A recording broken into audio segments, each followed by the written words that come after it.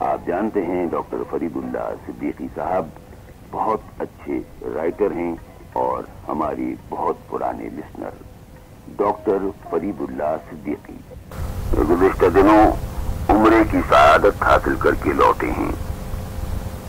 اپنی آنکھوں سے وہ منظر دیکھ کر آئے ہیں جس کے لیے ہر مسلمان کی خواہش ہوتی ہے.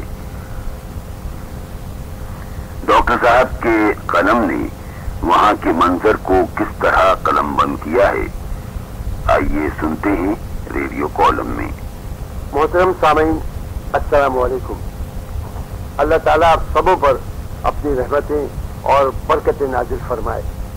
عزیزو، ماہ جولائی کے پہلے 2 ہفتے میں ان متبرک مقامات پر گزار کر آیا ہوں کہ جہاں رحمتوں کی بارش ہوتی ہے، جہاں ذہن اور قلب سچائی اور محبت سے منور ہو جاتا ہے، جہاں اپنی خطاؤں کی معافی کا طالب ندامت کے آنسوؤں سے نہا کر پاک اور صاف ہو جاتا ہے، جہاں مسجد الحرام میں بیت اللہ شریف کے گرد اور مسجد نبوی میں روضہ رسول کے قرب میں کثرت سجود سے پیشانی پر نشان اسود پیدا ہو جاتا ہے، جہاں آب زمزم سے سیراب ہو کر روحانی پیاس بجھتی ہے، آنکھیں روشن ہو جاتی ہیں، جسم میں نئی جان پیدا ہو جاتی ہے.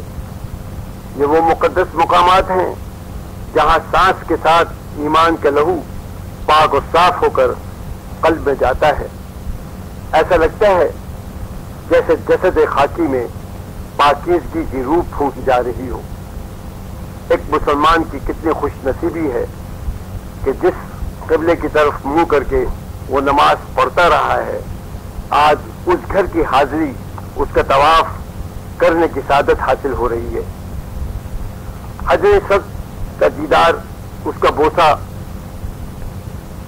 نصیب ہو تو اس لذت سنگ کا کوئی متبادل نہیں. سامعین، یہ بڑے نصیب کی بات ہے اللہ جس کو اپنے در پر بلائے، ورنہ ایک عمر گزر جاتی ہے اپنے عمر کے آگے ایک چھوٹی سی ہے لگانے میں.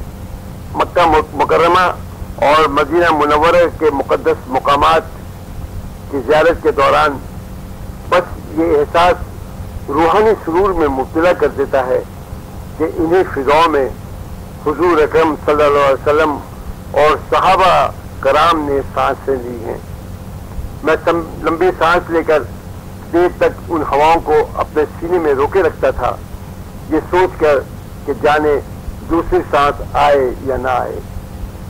مکہ مدینہ پہنچ کر حمد و نعت گو شعرا کے وہ محبت میں ڈوبے ہوئے اشعار ذہن میں گونجنے لگے جس میں ان کی دیوانہ وار عقیدت کا اظہار ہوتا ہے. قوالوں کا جھوم جھوم کر اقوال پیش کرنا کہ کالی کملی والے تجھ پر لاکھوں سلام، تجھ پر لاکھوں سلام، میرا سلام لے جا او مدینے جانے والے، میرا سلام لے جا.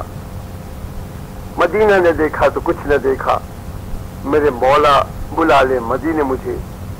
ان بولوں پر سامعین کا حال میں آ جانا اقصد ثابت ہوا. میرے صاحب ایمان سامعین، اگر میں اپنے وجود پر مرتب ہونے والے روحانی تاثرات کا حال مفصل بیان کرنا چاہوں تو وقت کی قید ختم ہو جائے گی اور شاید میں حق ادا نہ کر پاؤں. بس کیا عرض کروں، خانہ کعبہ کی پہلی جھلک نے آنکھوں کی نمی کو آبشار میں بدل دیا. کعبہ سامنے تھا، دیکھنے کی جرت نہ تھی، بید مشک کی طرح لرز رہا تھا، کانپ رہا تھا. ہوش سنبھالنے سے لے کر اب تک کی پوری زندگی نظروں میں گھوم گئی. معمولی سی انجان خطائیں بھی ایسا لگتا تھا جیسے میں محدب اچھے سے دیکھ رہا ہوں. وہ سامعین جو ان مقدس مقامات پر جانے کی خوش نصیبی حاصل کر چکے ہیں وہ میرے اظہار عقیدت کو سمجھ رہے ہوں گے، اور وہ جو اب تک اس سعادت کے طالب ہیں اللہ اپنی رحمت سے انہیں جلد بلائے.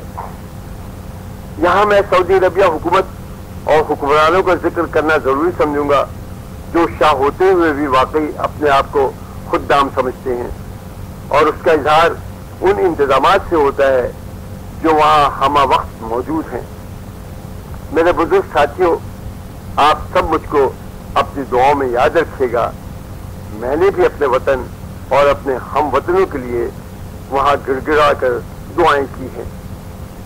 اللہ تعالیٰ ہم سب کا حاوی و ناصر ہو اور ہمیں حج اور بار بار عمرے کی سعادت نصیب فرمائے، آمین۔